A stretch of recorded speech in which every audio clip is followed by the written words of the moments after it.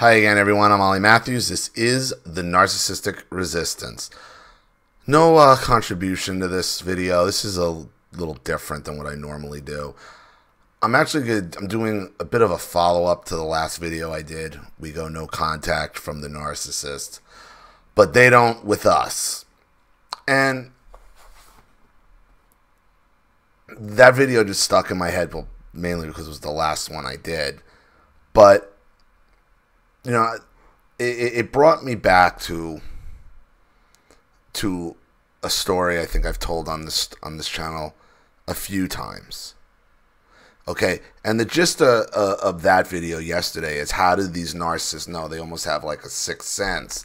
They're in tune to us when they know something's going on. And yesterday it was the day I made the video for this person. Their mother contacted her, and it's like, well, how do they know this? How do they know this? And I put all these scenarios out there of what could be happening. They could have her password. You don't know who she's really talking to. And the thing is, and the thing I didn't really, I realized I didn't get to, and I didn't pinpoint in that video, was what happens to the narcissist mystique wears away real quick after breaking no contact. Because the longer you stay no contact, the more their tactics are going to be exposed. Case in point. When I had tried to break contact with my parents when my ex-wife was pregnant with Aaron,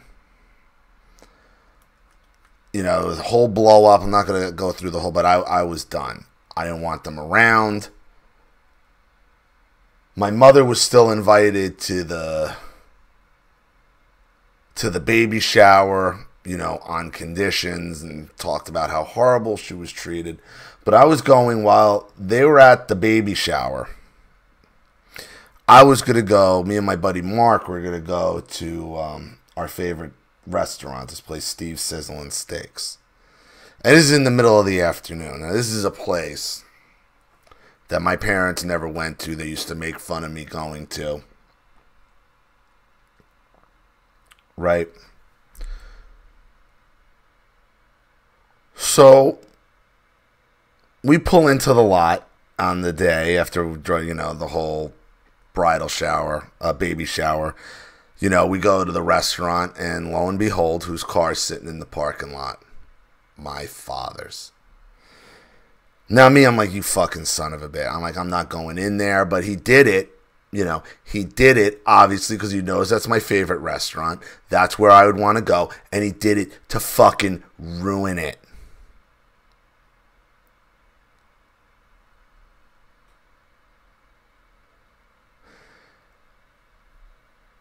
And you see, this is at the point we're still going to the therapist, and she was my therapist at that point. She had become my therapist, and now my father was coming in. It was just me and my father in the therapist's office. I'm like, I'm done. I was basically like, I'm done with you. After what you pulled at the state. What? And he's like, what? And this is where they fucking get you. He goes, Frank pulls up to my house, and he's like, you saw I was depressed because of everything that was going on. He's like, come on, let me take you out to lunch. I didn't know where we were going. Now, Frank was, and I've talked about this dude before too. Frank and his wife bought the house next to my parents. I guess I was around 8 or 9. They lived there for about 10, 12 years. You know, Frank was like a big-time investment bank, big-time banker. Made a lot of money. A lot of money. Ended up moving 2 blocks away to like a friggin' huge house about 10, 12 years later. But during the time they were living next door, and still to this day, my father and Frank are friends. Because Frank's a consummate ball breaker, is consummate prank artist, all this stuff. And my father's an idiot.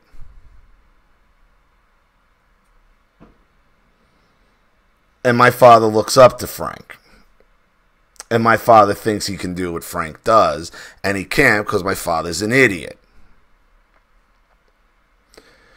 Frank also had, a big Italian family, cousins and whatnot. There was a niece on his side that was around Precious's age, Tracy.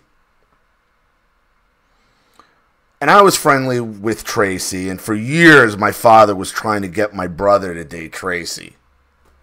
And my brother had no interest in Tracy whatsoever. But it was all about the money because the whole family was friggin' loaded. My parents were loaded too. But they were friggin' loaded to the point where beyond my parents' means. Always about the angle. Always about the angle, man. So in the process of all this, and I spoke about this, I broke at the end as Erin was about to. I couldn't take it anymore. I was fine. And when my father threw that out and acted like a gaslighting me in front of the therapist and acted like I was crazy. And that's when he also threw out, and I've talked about this, it was that same therapy session where he brings up that my cousin Mark has diabetes, and and me being the gaslighted fool that I am, my immediate reaction is oh shit, I caused Mark's diabetes. Because that's what they do to you in the moment. And my ex-wife, she couldn't take it anymore. She couldn't take the pressure that my parents would, just the bullshit. And, for all and I've said this 100 times, for all the issues I have with my ex-wife, that was a brutal pregnancy that she went through with Erin. It was brutal.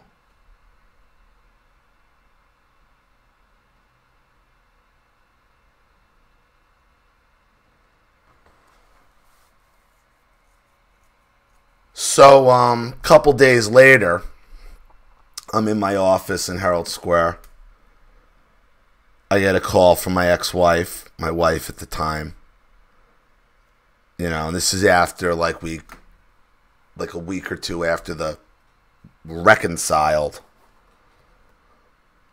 with my parents, maybe a few days before Erin's about to be born, in fact.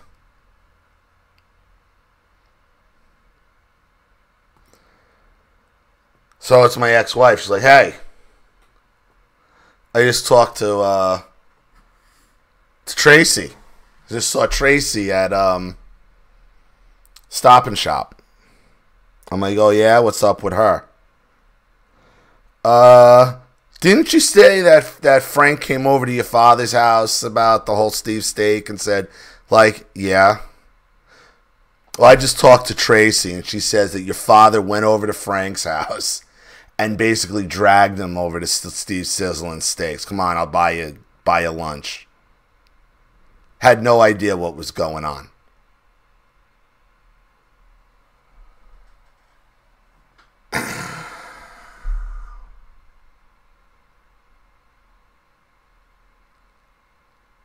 And at that moment, and those are the moments that you get, even though I wasn't no contact. When you catch the narcissist. When you see them for who they are. When their plot is actually revealed and you're seeing how they did it. Of course he showed up at Frank. Of course it's the other way around. But you don't see, and you don't even think about it. You think that your family is not contacting your friends because they told you that. And you always find out through some innocuous backdoor way how they really did it, how the trick was done. These people are ever conniving, forever calculating, forever. And I remember just standing in my office at that point, just feeling like, you fool. knowing that that guy's laughing. The lying sociopath that he is.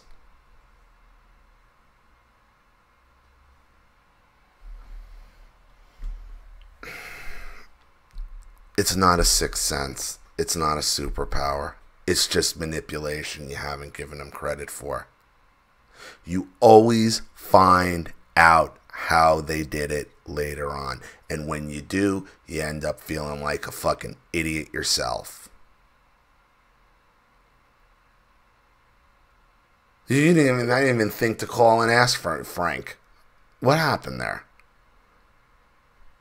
With as many times as I've caught that guy lying, as everybody in his life catches him in lie after lie after lie. A pathological liar, incapable of telling the truth about anything.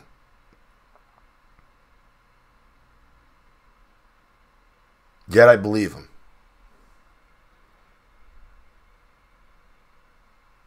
The problem is we believe their lies because you're so emotionally invested.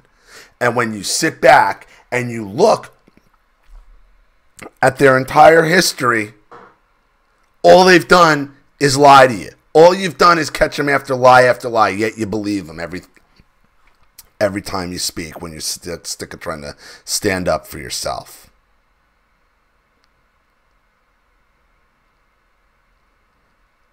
It's after no contact. The narcissist tricks are revealed. Full on. Full on. It's not a magical power. It's not any of that. It's the workings of a calculating sociopath. Incapable of telling the truth about anything. Ever. And they think it's funny. See, and that would always be the most frustrating part, is when you caught him, when you really, really caught him, he thought it was funny. And then when you let him know that the laughing ain't acceptable, that's when they become violent.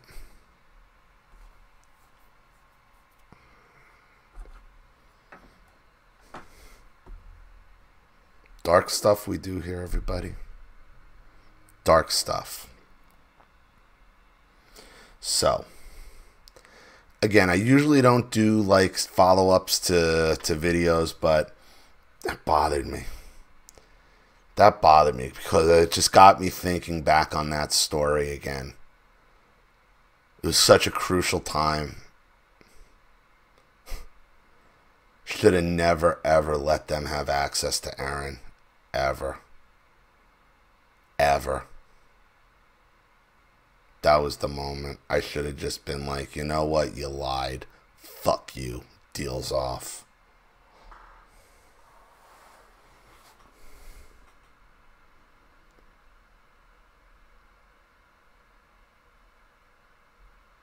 That's the other thing that happens.